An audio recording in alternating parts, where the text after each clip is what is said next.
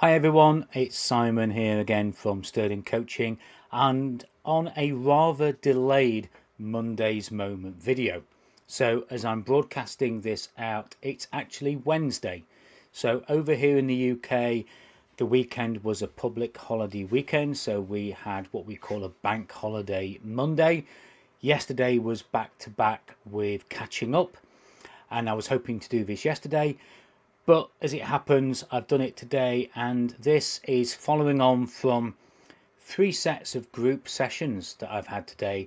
A group with ambitious, aspiring business owners, some of them in partnerships, some of them solo entrepreneurs in tech businesses that are looking to grow and looking to scale. They're already doing well. The second group was with my coaching group. So this is a set of coaches who are anywhere from new startup to perhaps bringing in $10,000 worth of revenue a month. And then the latter group, which I've just jumped off, which is the inner circle for coaches, which is the group that is very close to me. And that's a group of coaches that are doing really well, but really want to break through beyond that $10,000-$15,000 a month to $30,000 a month revenue. So that's what I've been up to today, and today's video comes from the content that I've been delivering to each of those three groups and on the common theme. If you want to know what that theme is and what lessons we can take away from that, stay tuned. I'll be back in just a moment.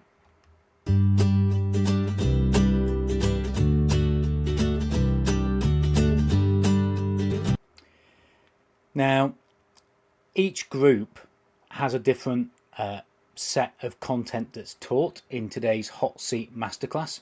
So I deliver 30 minutes of education around a particular theme, and the theme this month was on items and actions of impact. And then I open it up to anybody else in the group to go into the hot seat and have a problem that they're struggling with at the moment solved, sleeves rolled up coaching, and work on that problem for the rest of the session. And if there's two people on it, we solve two problems. If there's three, etc. So it's really about delivering value and education this week. Of course, other formats are available throughout the month as well. So the topic in this week's masterclass, hot seat masterclass sessions, was determining what we can do during the months that remain in this year that is going to have the most impact on you and in your business. Because very often in the chaos that we find ourselves in the world at the moment, with tariffs, with wars, with peace deals, with energy bills rising, climate change, all the things that are around us all have I suppose, an effect of leading us along with the flow. We just seem to be washed along and dragged along by everything that's happening around us.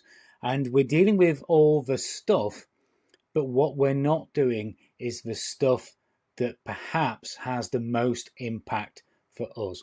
The stuff that has the most impact on our results, the stuff that has the most impact on our outcomes for us and for our business as well.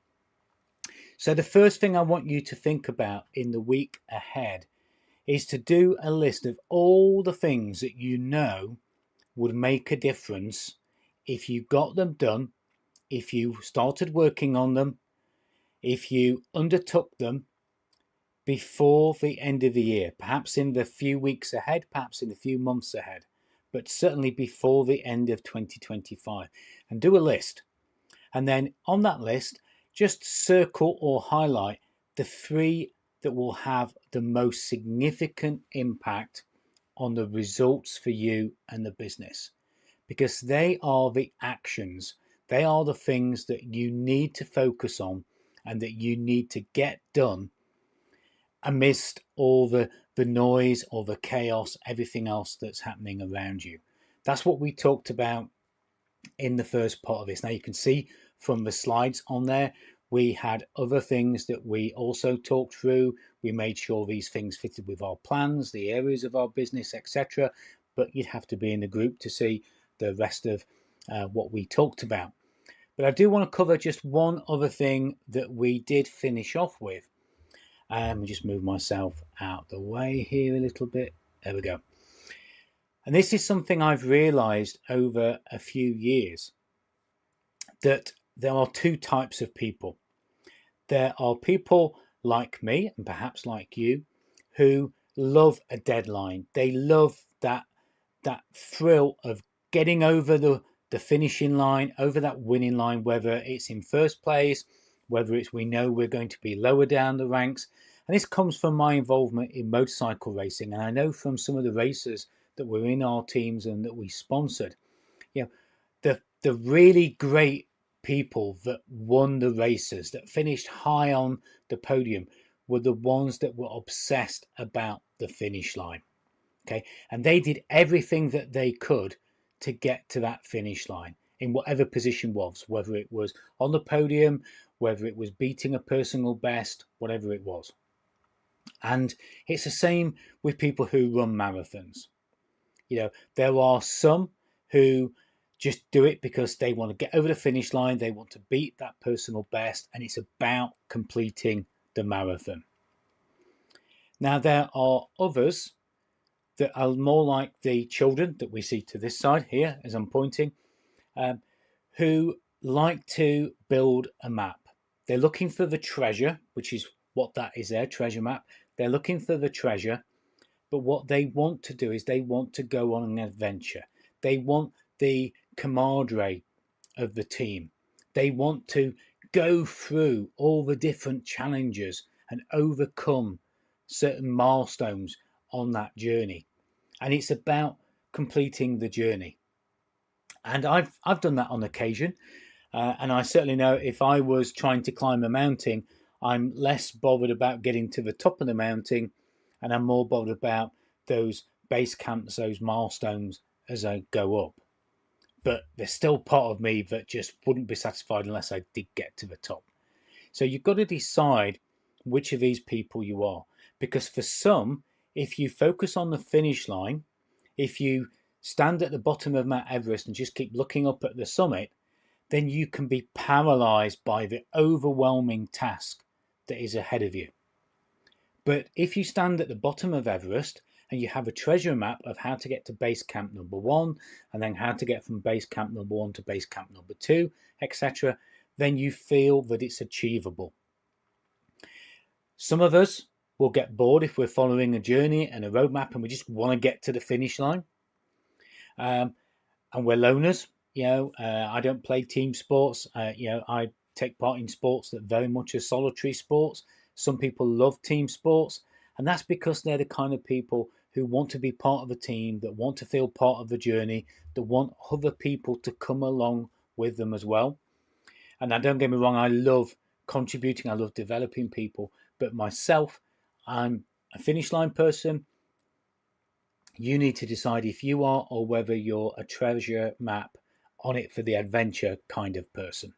Because once you set these goals and these objectives and the things that you're going to do that are going to have an impact, then you need to make sure that you're not paralyzed by fear, that you're not paralyzed by overwhelm, and that you can either choose to be driven by a finish line, or whether you're driven by the team and the treasure map and the adventure. Both are equally okay, so don't get hung up on those. So make sure during the week ahead that you do your list of impact items, the things that are going to help you feel different, be different. Let's see if I can get my screen share back up on here again. There we go. The things that are going to make you realize the goals that you've got for the year, and you're going to achieve it for you and your team. And then have a look at that other element of what kind of person do you need to be? What kind of motivation drives you to get through those impact goals, to get those impacts completed, so you get the results and you get that finish line, you get that adventure that you're looking for in the week ahead. It would be great if you would like, comment, share this video wherever you're watching it. Please leave us some kind of thumbs up, leave us some comments, share it on your own feeds as well. And if you would like 30 minutes with me, no sales pitch guaranteed, as it's just said on the ticker going across the bottom, to really dig into those items that will help you end the year the best way that you possibly can, by working on those impactful items, the things that are going to get you the best results, get you the best destination, help you feel the real success of 2025 as this goes out live. Grab 30 minutes with me, okay? And we can either talk about whether you're a focus on the finish line person or whether you're a go along for the journey and the adventure kind of person. But either way, what we can do in that 30 minutes is make sure that you've got a list. I delivered these workshops, all those slides, in 20 minutes earlier on. So I'm pretty sure that in 30 minutes, I can help you identify 3 things that you can do that will have an impact on your end to 2025, perhaps even sooner in the next month or so. Schedule 30 minutes with me. That would be absolutely great. Most importantly, make sure you're doing something in the week ahead that has an impact on what you want to do in the weeks and months ahead during 2025. Stop following the crowd and doing the stuff.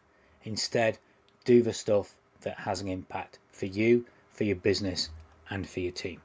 As always, I will see you on next week's. Won't be Monday because I'm actually on vacation next Monday, so it'll probably be on Tuesday, but I'll see you on next week's video, whatever day of the week that is. And as always, have a very successful week, and I'll catch up with you soon. Bye for now.